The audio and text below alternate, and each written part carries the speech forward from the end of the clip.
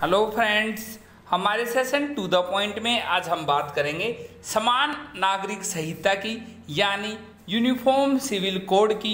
हम आपको बताएंगे भारत के किस संविधान में निहित है समान नागरिक संहिता के बारे में और क्या है समान नागरिक संहिता, और बताएंगे एग्जामिनर आपसे एग्जाम में कैसे क्वेश्चन पूछ सकता है, और बताएंगे भारत में समान नागरिकता संहिता है या नहीं है। हम आपको बता दें समान नागरिक संहिता में पूरे देश के लिए एक समान कानून के साथ सभी धार्मिक समुदायों के लिए विवाह, तलाक, विरासत, गोद लेने आदि कानूनों में भी एक रूपता प्रदान करने का प्रावधान करती है। यानी अगर किसी देश में समान नागरिक संहिता यानी यूनिफॉर्म सिविल कोड है तो पूरे देश में एक जैसा कानून होगा सभी धार्मिक समुदायों के लिए। विवाह, तलाक, विरासत, गोद लेने आदि कानूनों में एक रूपता होगी।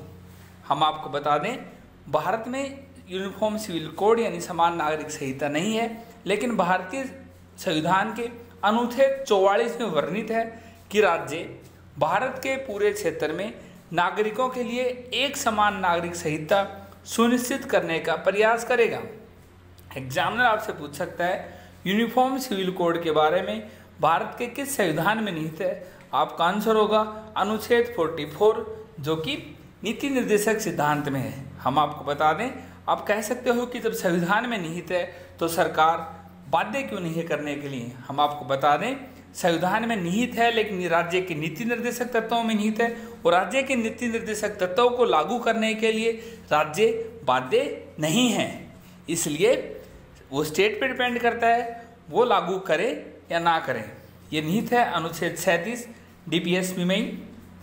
अनुच्छेद 37 में परिभाषित है कि राज्य के नीति निर्देशक तत्व संबंधी प्रावधानों को किसी भी न्यायालय द्वारा परिवर्तित नहीं किया जा सकता, यानी किसी भी न्यायालय में नहीं जाया जा सकता कि अनुच्छेद 44 में यूनिफॉर्म सिविल कोड के बारे में है तो यूनिफॉर्म सिविल कोड लागू कीजिए पूरे देश में। लेकिन इसमें निहित सिद्धांत शासन व्यवस्था में मौलिक प्रकृति के होंगे, यानी इसमें निहित जो सिद्धांत है यानी जो DPSP में सिद्धांत है अनुच्छेद 36 से अनुच्छेद 51 तक वो शासन व्यवस्था के मौलिक प्रकृति के होंगे, लेकिन इन्हें लागू नहीं किया जा सकता कानून द्वारा यानी कोर्ट द्वारा इन्हें लागू नहीं किया जा सकता, वो स्टेट पे डिपेंड करता है। एग्जामिनर आपसे पूछ सकता है राज्य के नीति निर्देशक तत्व किस भाग में है। राज्य के नीति निर्देशक तत्व भाग 4 में है। किस अनुच्छेद से किस अनुच्छेद तक है। 36 से 51 अनुच्छेद तक है। और अनुच्छेद 44 क्या कहता है। अनुच्छेद 44 यूनिफॉर्म सिविल कोड के बारे में कहता है। हमारे आज के सेशन में इतना ही।